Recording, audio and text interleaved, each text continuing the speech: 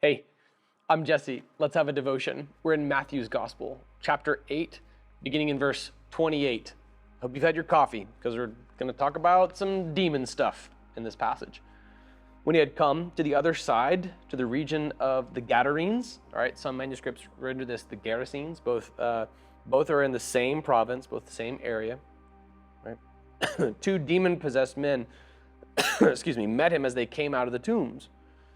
They were so violent that no one could pass that way. Suddenly they shouted, "What do you have to do with us, Son of God? Have you come here to torment us before the time?" We're going to zoom in on those two verses. Here's what follows, but that's today's devotional text, just so you know what comes next. A long way off from them, a large herd of pigs was feeding. "If you drive us out," the demons begged him, "send us to the herd of pigs." "Go," he told them. So when they had come out, they entered the pigs, and the whole herd rushed down the steep bank into the sea and perished in water. All right, we'll talk more about that later on, but let's look at this, because these first two verses carry with them immense demonological implications and also eschatological implications. And those are two $5 seminary words, I know, but you're smart enough to know what they mean. Demonological, you can probably etymologically break it down. Something ends with the suffix ology, it means the study of, right? So when we study demons in Scripture, there's huge wisdom in this event. The fact that they would look to Jesus and know who he was right away. That demons exist in such a way that they are aware of the physical world and the spiritual simultaneously means that they're used to not being seen. They're used to physical human beings not knowing that they're there. But Jesus could just look at them and see. And they knew that they were seen. And so, as creepy as it seems to try to imagine something from a demon's perspective, imagine being seen and known by the Lord right away, and the utter terror that overcame these demons. Their question is telling as well. This is why I say eschatological, as in the eschaton, the end of days, the events of Revelation. I'm going to read to you from Revelation here. It's a powerful moment, an incredible, beautiful, absolutely phenomenal victory. They ask the question, "Have you come here to torment us before the time?" Those three words, "before the time," indicate they know what's coming to them. It is the devil's intention to do as much damage as he can before his inevitable destruction. That time has been set, and he knows it. He doesn't know the exact timing. The only one who knows the timing of all those events, by the way, is the Father. Not even the Son knows this exact time or the hour. But these demons know that time is set, and they know it's not yet here. Jesus is walking the earth. So they know enough to know that it's not yet time.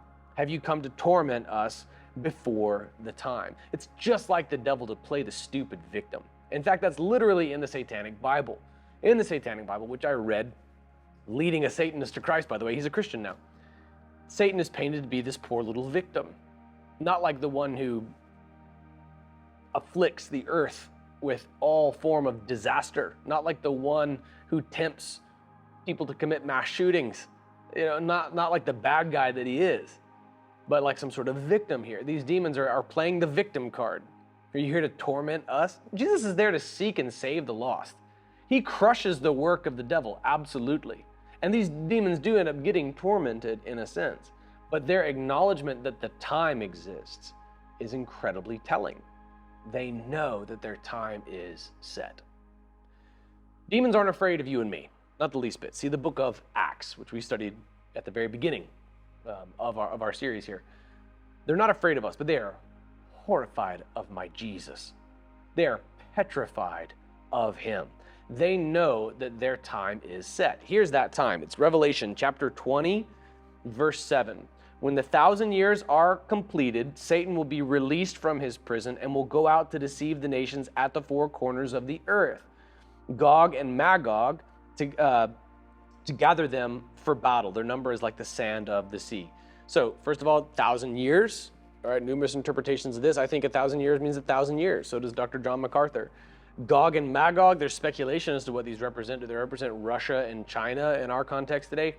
If you were to ask this question in the 1940s, it would have been very different. This is Germany and whatever. The roles switch from time to time.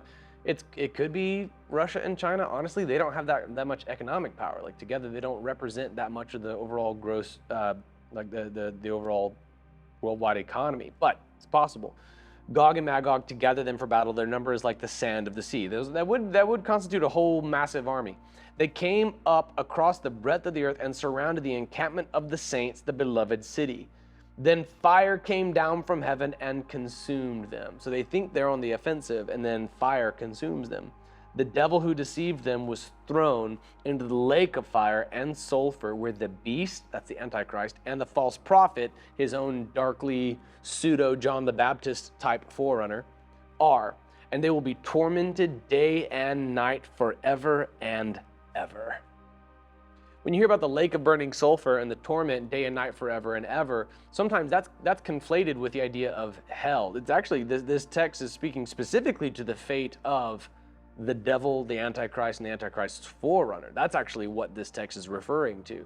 I'm not diminishing the severity of hell and torment apart from God, but when you hear that language about a burning lake of sulfur, it's actually in Revelation 27 through 10, and it's referring originally to the defeat forevermore of the devil. That's what happens. That's the time. The very next text, by the way, is the great white throne judgment, and the new creation follows in chapter 21. But when these demons ask Jesus, have you come here to torment us before the time? That's the time. That's what they're talking about. That's what these demons are referring to. Tomorrow, we'll talk about this pigcident, if you will. But for now, know that while evil is given a modicum of freedom, a governed degree of dominion over the earth, hence their name, principalities, they have the ability to tempt, even possess those who are far from God, or torment even Christians as well. They have a date set, and they don't know when it is. Their destruction is looming over them. It's been written by God. Same God who has done absolutely everything that he said he would do. He said he's going to do this, and they know it. They are horrified. Though they deal in terror, they're not exempt from it themselves. Just ask these demons. What do you have to do with us, Son of God? Have you come here to torment us before the time? Oh man. Let's see what happens tomorrow.